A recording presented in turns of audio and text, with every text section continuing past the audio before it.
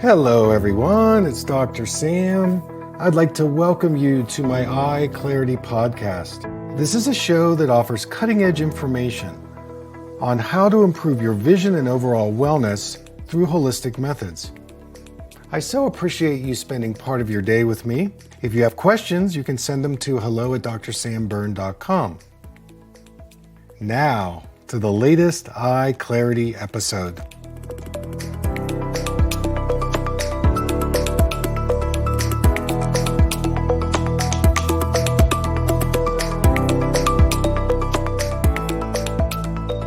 Hey everybody, it's Dr. Sam, and I'd like to welcome you to another EyeClarity podcast. So you are in for a special treat. Today, I'm going to be interviewing a really powerful, wonderful person. Her name is Jenna Hua. She is the founder and CEO of Million Marker. And I'm going to let her tell you what she does, but she is very transformational, and I was on her podcast not too long ago on Instagram, and I wanted to have her on. I wanted to introduce her to you. So Jenna, welcome to the program. Tell us a little bit about yourself, what you do, how you got there, and I'm going to turn the microphone over to you. Thank you so much, Dr. Sam.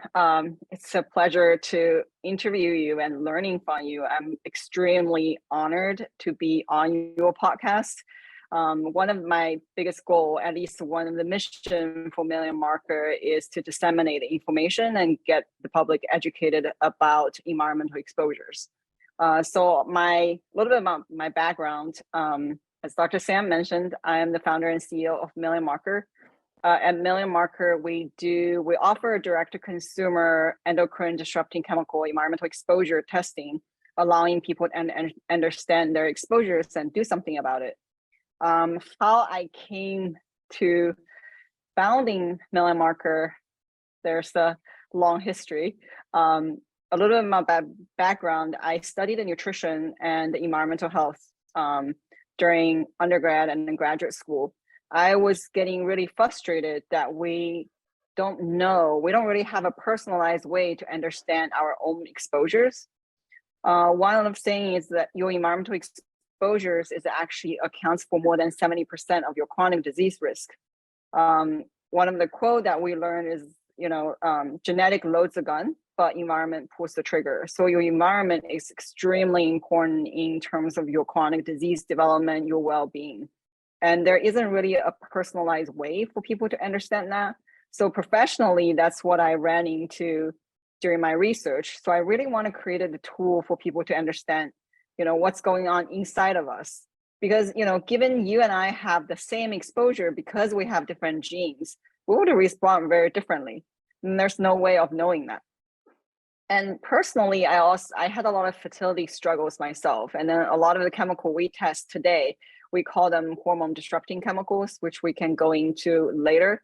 And these chemicals really impact fertility. They impact metabolism. They impact pretty much every aspect of your wellness and disease-causing processes, particularly chronic disease. And I was very frustrated because when I was going through my fertility struggles, the doctors were just telling me, good luck next time. And because I know I had, no family history, and we did any test possible, we couldn't find out, what's going on with me. And then when I asked the doctor, can I do an environmental exposure test? This could be triggering whatever symptoms I was having. All they told me is that good luck next time, and there's no such test available. But I know, we literally, because I studied this, the CDC have been monitoring people's environmental exposures and chemical exposures in the last 40, 50 years. However, the service is not available to the public. So I figured, in academia, since nobody is reading my papers anyway, I should do something different. Yeah. So you brought it more into the clinical, and you're going right to the consumer in offering different kinds of toxicity testing. Is that correct? Right now, we offer mainly just the hormone-disrupting chemical test. It's only one test, but for this test, we cover 13 chemical metabolites.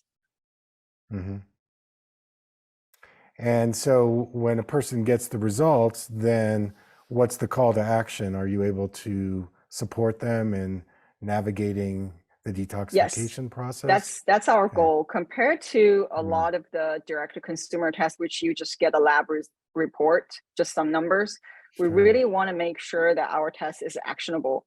What we do is we ask people to complete an exposure journal before you submit your urine sample, which we ask about Mhm, your lifestyle, what food have you eaten, what kind of packaging material you have used in your food packaging, how many times you've eaten out, and also what are the products you're using, what are your household cleaning product, what are your personal care products, anything that you put on your body in the last, or put in your body in the last 24 hours, we ask for that, because this will help us to personalize where your exposures are coming from and pair this information with your testing results. Then we're able to pinpoint, hey, these are the possible exposures. And for example, you might want to like swap out some of your personal care product, use a fragrance-free product, which will mhm, limit some of your exposures. So mhm. we also audit not only the chemicals that we test, but if we see any other problematic ingredients in your personal care or household product, or any other behavior that can contribute to your overall environmental body burden, we also let you know. So then next time, when you purchase a product, you can purchase a better product, or you can start changing your behaviors and then reducing some of these exposures. So, in your opinion, how much of this is genetics and how much of it is environmental? Like, what is the difference if two people are exposed to, say, BPA or parabens? How come one person, reacts differently than another? This is depending on people's genetic. So Hmm. how we're detoxing. A lot of these have to do the P450 system, and then that's determined by Hmm. your genetics. So some people will be much more susceptible to these exposures versus others. But we haven't done we don't have enough research. We have enough research showing there's a difference, but we don't have Hmm. enough research to show, okay, people with this genetic mutation or genetic susceptibility, that over what level of these exposure would pose an impact. The bottom line Hmm. is that these chemicals have no business of being in your body. They only do harm and they don't do any good. So the rule Sure. of thumb is you should always reduce these exposures as much as you can. So, the difference between women and men, what are the big symptoms that women have or the big issues that trigger them to want to contact you? And then men, what are their issues and why they would want to contact you? So a lot of our clients right now are people who are trying to conceive or experiencing Hmm. unexplained infertility, because Hmm. a huge part of the research around these chemicals are around fertility. Now we Got have it. seen actually more and more research coming out, suggesting that these chemicals are not only obesogens, meaning they cause obesity, they're also diabesogens, meaning they're also linked Hmm. to diabetes. The other thing I think, like, because pregnancy, when people get pregnant, this is like a very special period. People start thinking about what they're eating, what their exposure are. And with, compounded, if people are doing IVF, which we have seen a lot more and more couples cannot conceive naturally. So they go through IVF, and then people started looking into, okay, why am I not being able to conceive? Because we have seen research that these chemicals are linked to fertility issues. So you're talking about, irregular period in women, and Hmm. PCOS that has been linked. And then in men, it's just dramatic decline of sperm quality. Got it. What's IBF? Tell us what that is. Oh, IVF. So Yeah, that's IVF. infertile Hmm. in vitro fertilization. Okay, good.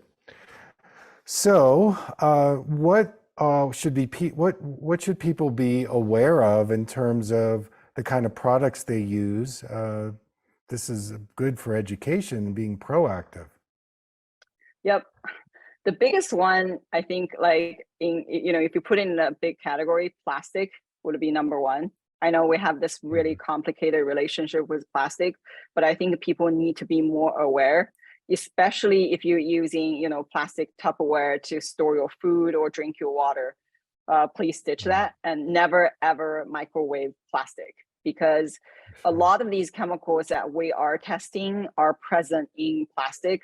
We also call them plasticizers. Like BPA and phthalates are two of the major plasticizers that's being used today. Some plastic actually contains up to 80% BPA or phthalates.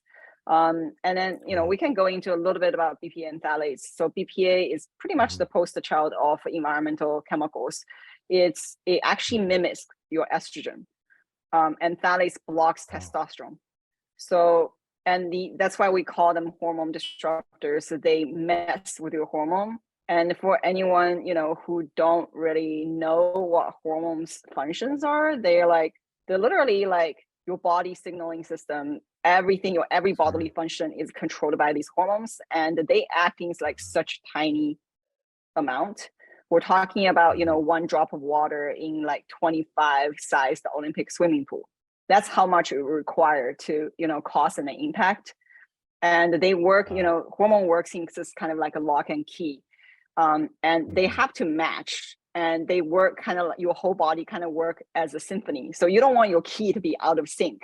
What happens when these hormone disruptor comes in, they mess up your lock and key, and then you can just think about all the downstream impact. You're talking about, your fertility, you're talking about your sleep, your metabolism, and, your chances of developing diabetes, obesity. All of these and autoimmune conditions, all of these are linked. That's why we don't want people to expose to them. And plastic is a big one because of BPA and phthalates, which are like pretty much the most well-studied endocrine disrupting chemicals. So, what are some other hormone disrupting chemicals that people should be aware of besides the plastics? So there are many, but when we touched on, I think it's really important for people to know that they can do something about it. It's actually actionable. There are chemicals that we don't have a lot of control of. We call those persistent chemicals. It makes avoiding persistent really important, but at the same time we can do something about these transient chemicals. So what we're talking about, BPA, phthalates, there are others like paraben, which is a common, also a hormone disruptor and a common preservative used in personal care products. Another one is oxybenzone. All of these are really well studied. Oxybenzone has been putting sunscreens and sunblock. It's a chemical UV blocker. Hawaii actually banned oxybenzone or benzophenone because it kills coral reef. Just remember, like anything kills the aquatic life, it can't be good for humans. But we actually call these transient chemicals, which means that your body actually have the natural detox system to get rid of them if you eliminate your exposure. However, there's a whole class of other chemical. We call those persistent chemicals. People might have heard about PFAS, the forever chemical that's in your Teflon pans, that's your like non-stick pans, or in your waterproofing outdoor clothing. That's a harder one to deal with. That one, you can only prevent your future exposure, but once you expose to those things, they actually stays in your body for a long time.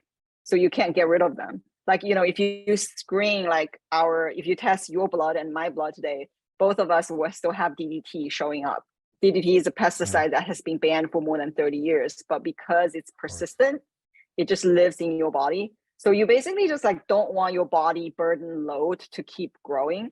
That's why you want to avoid these exposures. And then you definitely want to avoid transient exposures, because that's something that we can do about.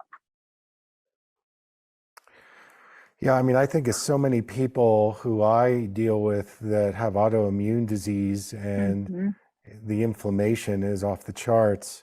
And just to get them to have an awareness that they may be exposed to these hormone disrupting chemicals is a big task. So your detect and detox test kit, tell us about that. Yeah, that's the urine. We call it detect and detox. Detect part of it is obviously help you figure out, what are your levels and how you compare with others. And then the detox part is we want you to change your behavior, start reading labels, start using better products, because these are things that you can really, really control. Because a lot of these products are in our everyday products we use. For example, BPA is in obviously plastic we talked about, right? So in plastic water bottles, if you use plastic Tupperware, change that to glass, change that to stainless steel.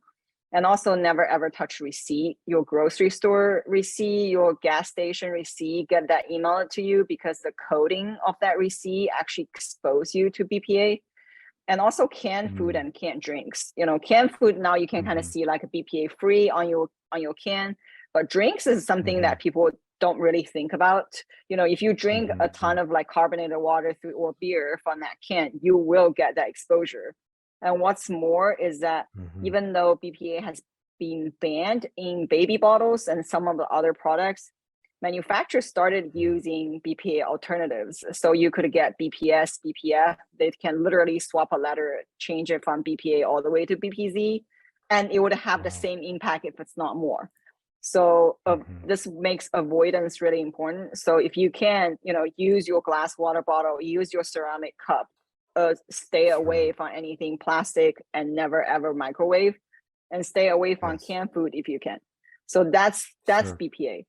So for phthalates, there are two kinds of phthalates. One of the phthalates used in plastic that actually makes plastic really flexible. So think about your saran wrap, right? So we see people using saran wrap like covered on everything and then sticking to the microwave. So anything contact with that wrap, heat it up, you're gonna get exposure. That's gonna leach into your food. And the phthalates, the other kind of phthalate, we call them low molecular weight phthalate. That's used in a lot of personal care products. The biggest, most useful strategy we always recommend people to do is read your product label and ditch that fragrance. Anytime you see fragrance in your ingredient, you can look up on your product, you flip it over. Anytime if a fragrance in your product ingredient label, probably 99% of the time it's going to have phthalates. And also don't be fooled by, people will say, okay, I'll buy like unscented. Unscented is actually a scent. So make sure you go fragrance free. Sometimes manufacturer will also label like aroma. That's exactly the same thing. So don't get fooled. And I also want people to pay attention on, natural fragrance, because a lot of people use essential oils and other things. We basically have no control over the supply chain. We don't know what product is contaminated versus not. So we always recommend people to go fragrance free to avoid that phthalates exposure. So always read your label, go with fragrance free. And then when it comes to paraben, it's the same thing. So many products will label paraben free. The only place that we have seen there aren't a lot of good product is these over-the-counter creams and ornament. So we have a lot of clients using hydrocortisone cream for their eczema or for rash. That's one area that we have not seen that a product formulated without paraben. But there are, many different kinds of parabens, so they're not all created equal. So if you see in your ingredient label, if there's like a methyl paraben versus like say a butyl paraben, ditch the butyl because that's a lot more toxic than the methyl. And then same as oxybenzone or benzophenol, like make sure you read your ingredient label and not having that ingredients in there. Got it. So it sounds like not only do you offer product recommendations, but do you also do counseling as well? Yes. So what we're trying to do is sometimes people, just the report is enough, but many times people want a little more hand-holding. So we always offer additional counseling to help them, for example, go through your report, or if you have any questions about the product you're using, you can always reach out to us. Sure. We don't do like say room by room. We can refer you out, if you want to audit your entire home. We don't have the capability of doing that, but in general, we will help you go through your product and then help you understand your exposures and also what are the steps that you should be taking to reduce these exposures. Okay, this is such great information. So Jenna, how do people get in touch with you? I will definitely put your contact info in our podcast notes, but what's the best way that people can start to connect with you? Yeah, people can message us on our Instagram. We're pretty active. That's why we invite you to talk on our Instagram live, because we think, Mhm. it's a whole, it has to be a holistic. You can't just like detox, right? Like detox is not the only thing. There are so many aspects like eye health, Right. gut health. All of these things are really important. So people can DM us on Instagram. They can sign up to our newsletter. We also have a lot of resources on our website where because education is really the key. You don't even have to buy a test, but definitely get Mhm. yourself educated to start avoiding these exposures. Yeah, sign up to our newsletter. We always want to bring the latest research to people. And if you have additional questions, fill out the form on our webpage. We'll get your question answered. Okay, well, everybody, I want you to follow Jenna. What is the name of your Instagram page? We are million_marker. Yeah, check us Check out. It's a bit of mouthful, but I think check us. once people kind of understand like Oh, they'll get why it. we named ourselves, right? Like then it's a Yeah. little bit easier to remember. Well, you do a great job marketing, and I love the guests you have, and just the passion and mission that you're putting out there. And I'm also a firm believer in the toxins that we are exposed to. And in our where we live, we built a straw bale house in the early 1990s, and we don't use any cleaning products at all that Hmm. would have any toxicities. And we shop at farmers markets, and we're very awake and aware about it, but still plastic is everywhere. And even a water bottle, or your deodorant or your shampoo. Hmm. So we need to awaken, because this plastic issue is just killing us. So Hmm. i'm so glad you're I'm so glad you're doing this. Any final words you want to share with us before we end? I also want to let people know, when you start purchasing good product, it's not only good for you, it's actually good for the environment, because a lot of these chemicals that we don't want you to use, they are also really bad for the environment. And it's, especially for people who have, trying to conceive, bring the next generation, or having, grandkids, like you're really doing good for the next generation by stop using these chemicals. And at the same time, we want people to become conscious consumers. You can actually vote with your dollars by getting good products.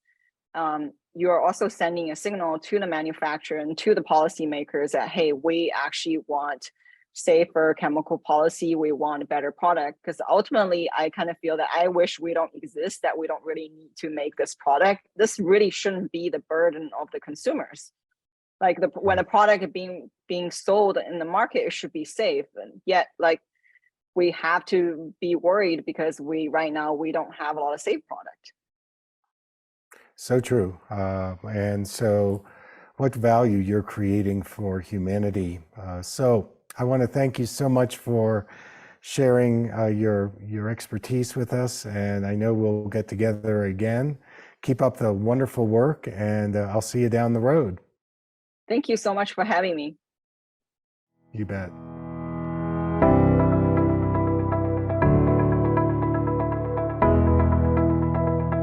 Thank you for listening. I hope you learned something from the EyeClarity podcast show today.